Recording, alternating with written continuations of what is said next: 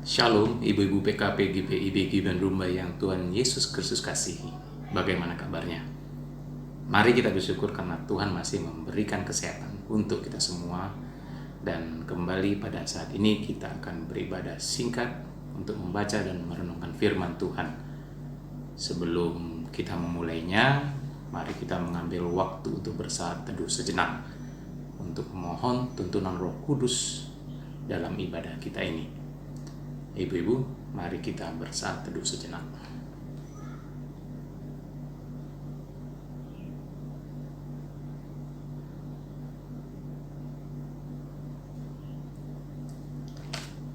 Baik, ibu-ibu, sebelum kita membaca firman, kita bernyanyi dulu dari Gita Bakti 47, Kasih itu Sabar.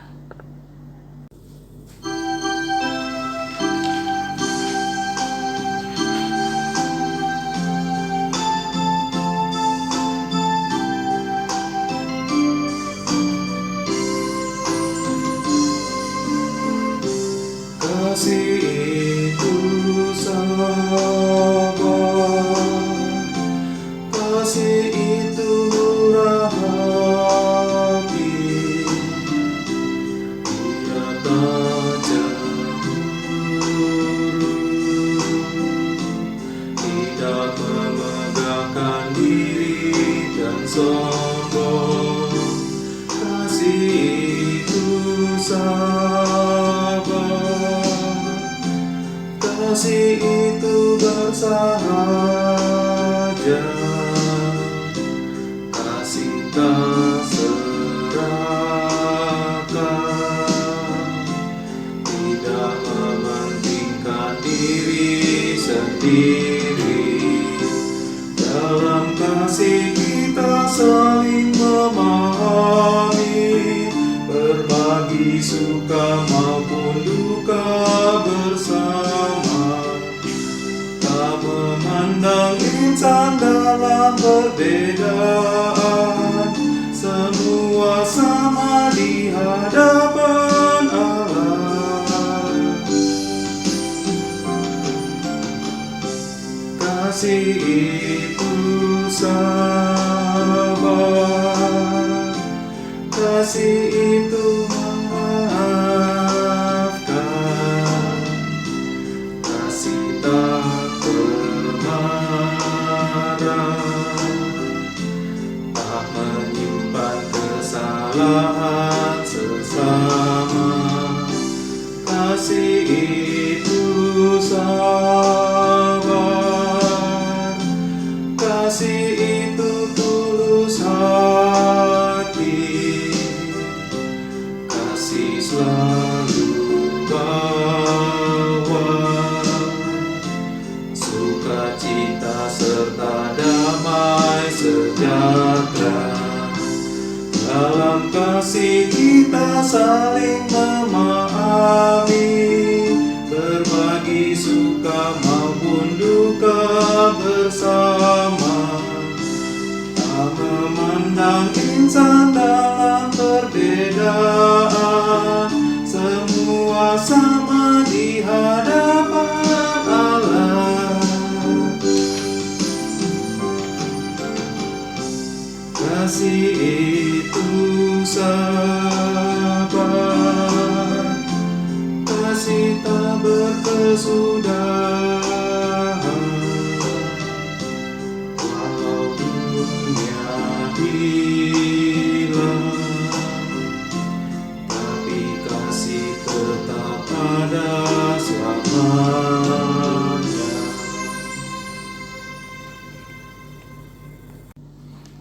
Ibu-ibu PKP yang dikasihi Tuhan Yesus, firman yang akan kita baca itu diambil sesuai dengan SBU pada hari ini yang renungan malam, yaitu dari Perjanjian Lama, yaitu Kitab Kejadian pasalnya yang terakhir, yaitu pasal 50 ayat 15 sampai 21. Sebelum kita membacanya, mari kita berdoa terlebih dahulu. Mari kita berdoa. Bapa kami yang di surga, terima kasih kami ucapkan atas kesempatan yang indah yang Engkau berikan kepada kami, di mana pada saat ini kami akan masuk ke dalam ibadah Pelkat PKP GPIB Gibeon Rumbai, di mana kami akan membaca dan merenungkan sabda kebenaran firman-Mu. Urapilah setiap kami Bapa dengan kuasa Roh Kudus-Mu, sehingga firman-Mu dapat kami pahami dan juga dapat kami lakukan dalam kehidupan beriman kami setiap hari. Bersabdalah ya Bapa, kami sudah siap untuk mendengar. Dalam nama Tuhan Yesus kami berdoa. Amin.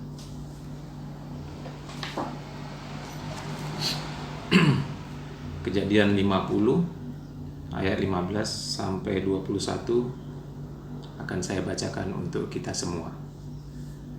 Yusuf menghiburkan hati saudara-saudaranya.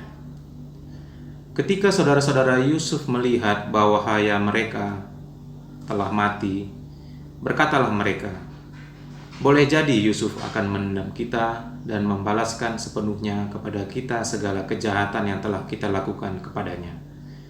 Sebab itu mereka menyuruh menyampaikan pesan ini kepada Yusuf. "Sebelum ayahmu mati, ia telah berpesan, Beginilah harus kamu katakan kepada Yusuf, ampunilah kiranya kesalahan saudara-saudaramu dan dosa mereka, sebab mereka telah berbuat jahat kepadamu. Maka sekarang ampunilah kiranya kesalahan yang dibuat hamba-hamba Allah ayahmu." Lalu menangislah Yusuf ketika orang berkata demikian kepadanya. Juga saudara-saudaranya datang sendiri dan sujud di depannya serta berkata, "Kami datang untuk menjadi budakmu." Tetapi Yusuf berkata kepada mereka, "Janganlah takut, sebab aku inikah pengganti Allah? Memang kamu telah mereka-rekakan yang jahat terhadap aku, tapi Allah telah mereka-rekakannya untuk kebaikan, dengan maksud melakukan seperti yang terjadi sekarang ini, yakni memelihara hidup suatu bangsa yang besar. Jadi janganlah takut, aku akan menanggung makananmu dan makan anak-anakmu juga." Demikianlah ia menghiburkan mereka dan menenangkan hati mereka dengan perkataannya. Demikianlah firman Tuhan. Berbahagialah kita yang tidak hanya mendengar, tapi mau melakukannya dalam kehidupan kita setiap hari. Ibu-ibu PKP yang dikasihi Tuhan, Alkitab banyak menuliskan kisah tokoh Alkitab yang dipakai Allah untuk menyatakan rencananya untuk manusia. Salah satunya adalah leluhur Israel, yaitu Yusuf atau Yosef.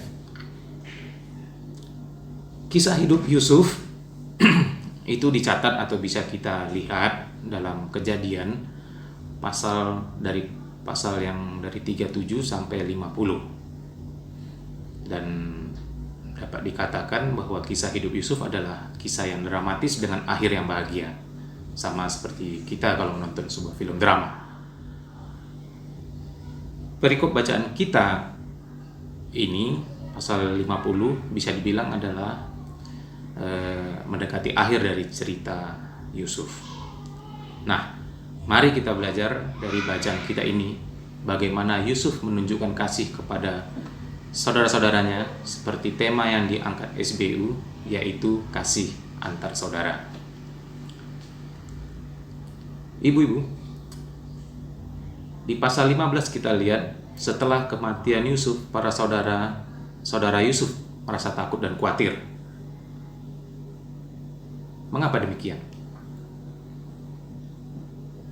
Ya, saya yakin ibu udah tahu bagaimana perlakuan para saudaranya ini terhadap Yusuf di masa yang lalu. Kalau kita lihat di pasal 37, di situ dapat kita lihat bagaimana Yusuf dibenci oleh ke-11 saudaranya, sehingga dia dijual ke orang Ismail dan akhirnya dibawa ke Mesir untuk dijual sebagai budak. Jadi wajarlah mereka takut sesudah Yakub, atau yang ibu-ibu tahu semua bahwa Yakub adalah orang tua atau bapak dari mereka, itu meninggal. Jadi mereka takut tidak ada bapak, maka Yusuf akan membalaskan dendam mereka kepada mereka. Jadi atas kekhawatiran ini, para saudara Yusuf mengirim pesan. Itu kita lihat di ayatnya yang ke-16. Mereka menyuruh menyampaikan pesan ini kepada Yusuf. Bahkan di ayatnya yang ke-18, mereka, para saudara-saudara Yusuf ini sampai datang sendiri ke hadapan Yusuf dan bersujud dan berkata, kami siap untuk menjadi budak atas konsekuensi tindakan yang dulu mereka lakukan pada Yusuf. Tapi ibu-ibu, apa reaksi Yusuf? Kita lihat di ayat 17 yang bagian akhirnya. Di situ Yusuf menangis ketika dia menerima pesan ini. Jadi sikap Yusuf ini tidak seperti dibayangkan oleh saudara-saudaranya. Dia tidak menendam dan tidak membalas perbuatan saudara-saudaranya. Itu di ayat 19-20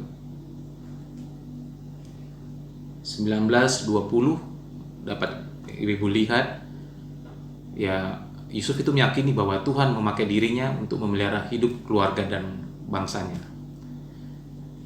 Jadi ibu-ibu PKP GPI GPI Rumbai, kalau kita lihat ini tentu adalah suatu sikap dan pemikiran yang sangat menarik dari Yusuf. Bayangkan kalau kita yang berada di posisi Yusuf, kita punya kedudukan, kita punya kekuasaan. Tentu bukan hal yang mustahil bagi Yusuf untuk menghukum saudara-saudaranya. Ya, saya rasa lumrah kalau kita ada mempunyai masa lalu yang tidak menyenangkan di dalam keluarga, entah itu ke adik kita ataupun ke abang atau kakak kita, ataupun bisa ke suami kita atau ke anak-anak kita. Seperti yang sering terjadi dalam keluarga, itu sang abang atau sang kakak bisa merasa lebih senior kepada adik-adiknya, ya kan? Aku kan si abang, aku kan si kakak, aku lebih tua. Ego itu yang bermain. Nah, inilah saat yang tepat bagi kita untuk belajar bagaimana sikap Yusuf yang sudah dikerjai sama abang-abangnya, bagaimana dia bisa mengampuni dan mengasihi saudaranya. Kita pun juga bisa mengasihi anggota keluarga kita yang lain. Di ayat 20 di situ diterangkan bagaimana Yusuf berkata, memang kamu telah mereka-rekakan yang jahat terhadap aku, tapi Allah telah mereka-rekakannya untuk kebaikan, dengan maksud melakukan seperti yang terjadi sekarang ini, yaitu memelihara hidup suatu bangsa yang benar. Jadi dari ayat itu saya lihat Yusuf mau berdamai dengan masa lalunya yang pahit dari saudara-saudaranya dan mempunyai keyakinan Tuhan Allah memakai dirinya untuk menyelamatkan keluarga dan bangsanya. Berdasarkan itu telah muncul jiwa mengampuni di dalam Yusuf, dan dia mengasihi saudara-saudaranya. Sebagaimana kita lihat di ayat 21, malah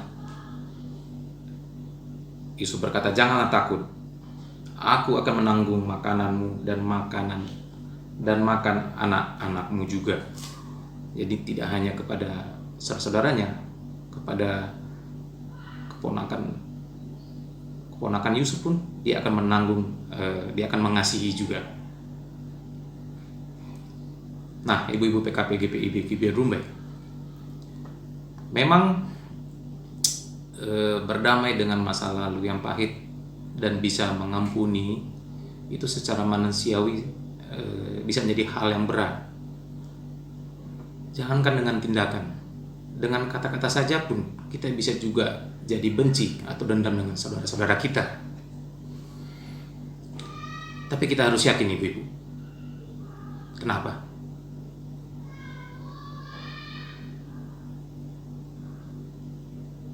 Ya karena kita percaya kan kalau Tuhan selalu menyertai kita seperti Yusuf. Maksudnya kita lihat bagaimana Yusuf itu selalu disertai Tuhan di dalam kehidupannya. Bagaimana Tuhan mengasihi dia. Itu di Kejadian 39 ayat 2 jelas tertera bagaimana Tuhan menyertai Yusuf. Jadi ibu-ibu bisa coba renungkan sejenak bagaimana kehidupan ibu-ibu selama ini. Sadar atau tidak sadar, pasti sungguh besar anugerah kasih Tuhan dan sungguh nyata penyertaan Tuhan di dalam kehidupan ibu-ibu. Seperti Yusuf, kita bercermin kepada Yusuf. Bagaimana secara tindakan dia dijual oleh saudara-saudara kandungnya dan menjadi budak di rumah seorang Potifar, di rumah Potifar ya, seorang pejabat di Mesir. Tapi karena penyertaan Tuhan, karena Tuhan mengasihi Yusuf dan juga ketaatan Yusuf, dia bisa diangkat menjadi pengurus utama atau orang percaya dari Potifar.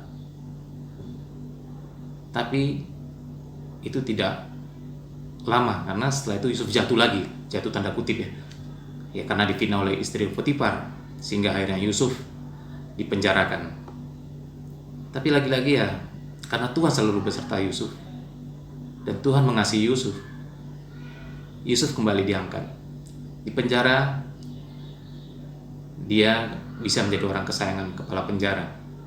Dan kelak, nanti dia akan, ibu-ibu pasti tahu ceritanya, dia bisa menjadi penguasa Mesir atau kepercayaan dari Firaun.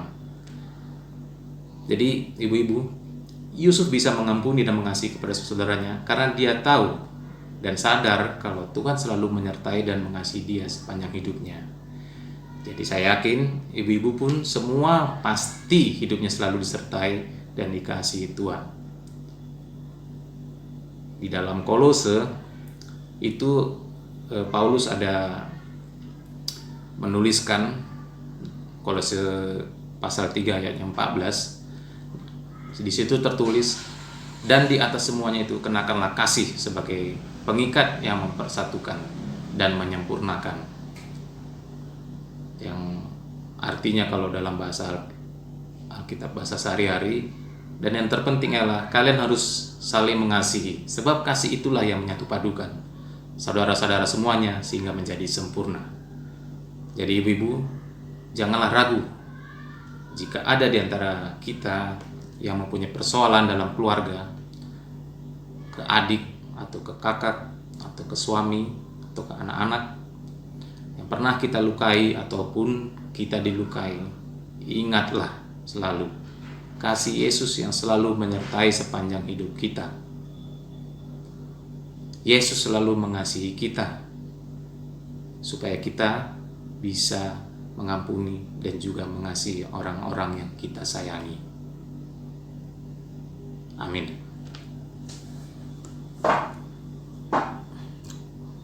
Untuk merespon firman Tuhan, kembali kita bernyanyi dan kita hayati nyanyian kita ini dari Gita Bakti nomor 47, yaitu Kasih Itu Sabar. Pencipta lagu ini adalah almarhum M. Karaten. Dia seorang tapol politik yang dulu mempunyai kedekatan sama Soekarno, terus dipenjarakan di zaman Soeharto. Jadi di dalam penjara dia banyak menciptakan lagu. Itu di dalam PKJ banyak lagu-lagu ciptaan dia ya, dan saya yakin dia adalah seorang yang menerapkan kasih dalam kehidupannya sehingga dia bisa berkarya baik di dalam penjara maupun sesudah keluar dari penjara. Kita bernyanyi Kasih Itu Sabar.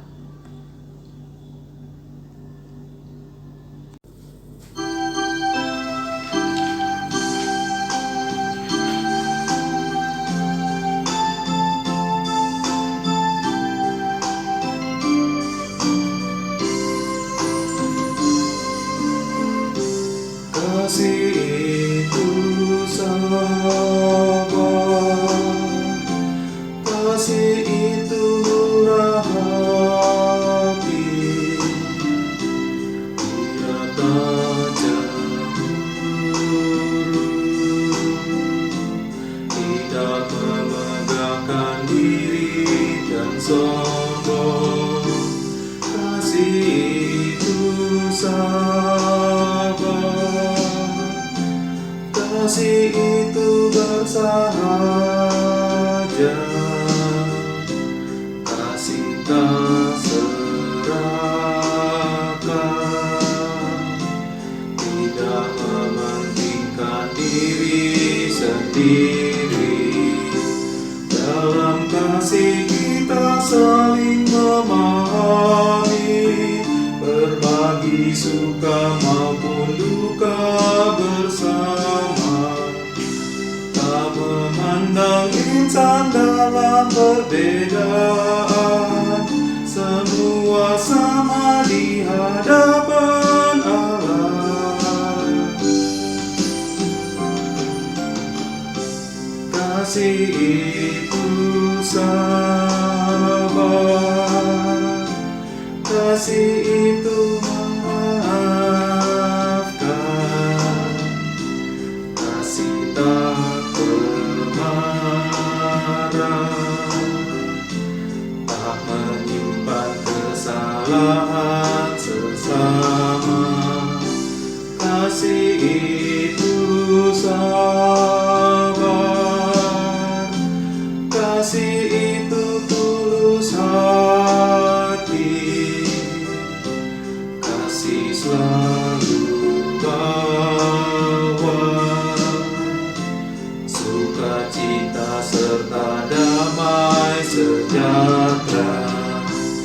Dalam kasih kita saling memahami, berbagi suka maupun duka bersama, tak memandang insan dalam perbedaan, semua sama di hadapan Allah.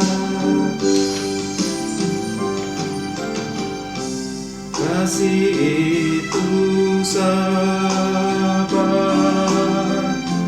kasih tak berkesudahan, walau dunia hilang, tapi kasih tetap ada selamanya.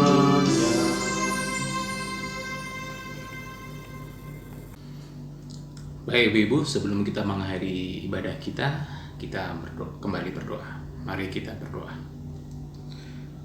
Segala puji syukur kami panjatkan kepadamu Bapa.